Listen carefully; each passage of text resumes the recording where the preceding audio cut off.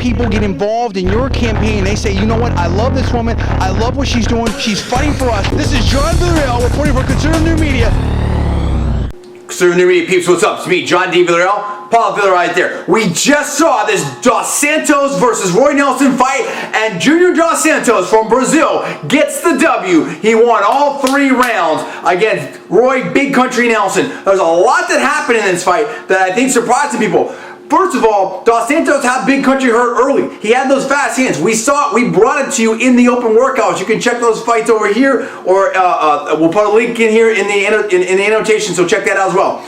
We saw that. We saw the power, but he wasn't able to take Big Country out of there. Now, I think it's because of what I said, which is A, Big Country's tough, and B, that Dos Santos has very good power and a lot of precision, but he doesn't have like extreme knockout power. He doesn't have that super power, you know, dangerous power like you know, maybe Chuck Liddell at his best when he was light heavyweight, and certainly a guy like Gomi at lightweight, or a guy like Shane Carwin at heavyweight. He doesn't have that kind of power. And so now, where does this put everything? And first of all, how tough is Roy Nelson? He was right there. I told you guys not to sleep on this guy. I picked Dos Santos, but I said don't sleep on Roy Nelson. And as it went later, we saw both Big Country and Dos Santos fade, but in comparative sense, Dos Santos faded more, although Big Country was getting hit so much and he's heavier. I think that really impacted him. But against a well-conditioned athlete, especially someone like a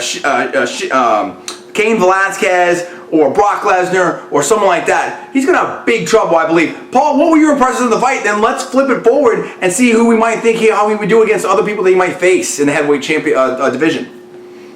Very entertaining fight. I was extremely impressed with Roy Nelson's chin.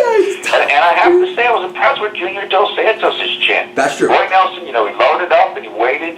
He did hit Dos Santos several times, and he left that nice little mouse under his right eye. And I got to give Dos Santos credit. He really didn't flinch that much from that. He showed good takedown defense, although Roy is not like, you know, the greatest. He's a good grappler, but maybe not the best shooter, not the best guy to get a takedown.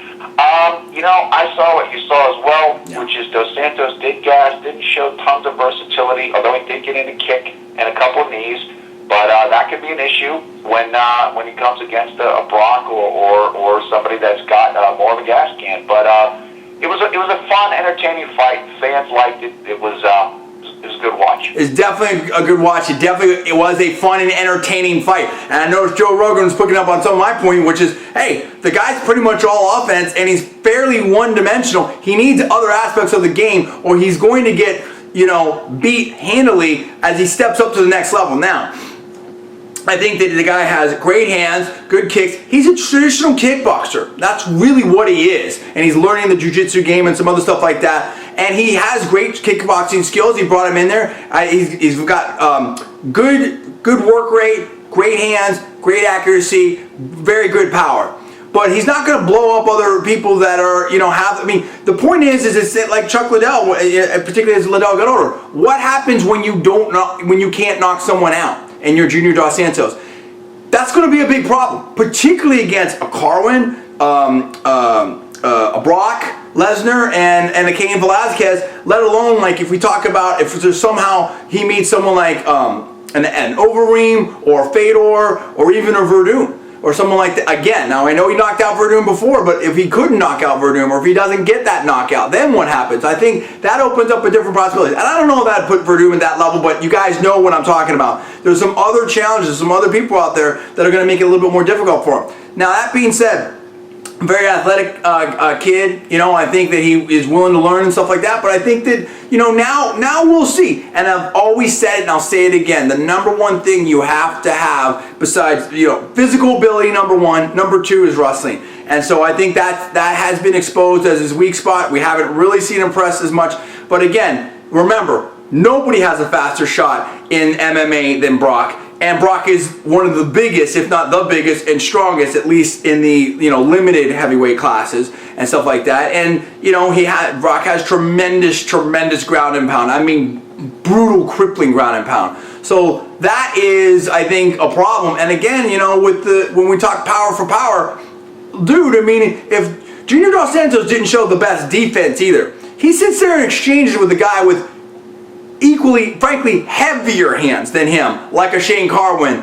Good luck with that. So I think that, that could present tremendous problems. But we give him props. It was a great win. It went about the way that I thought it would go. And we predicted already before in the previews. But it was more entertaining. We love it. So hats off to Dos Santos for this great win. He moves on to the next level. And I'd say hats off to Big Country as well for providing a fantastic, entertaining fight for the fans. Seeing, being tough, hanging in there. The whole crowd was behind him. And I think the whole crowd got behind both of them. So we want to know what you guys think. What do you think is next for Big Country? What do you think is next for Junior Dos Santos? How do you like him against some of the other top contenders out there? And how do you guys think about this? That's what I want to know right now. Hit me in the comments below. Subscribe above. I am John. That is Paul. Check out the rest of our reaction vids to UFC 117. We're going to be right here. We are Conservative New Media, and we will see you next time.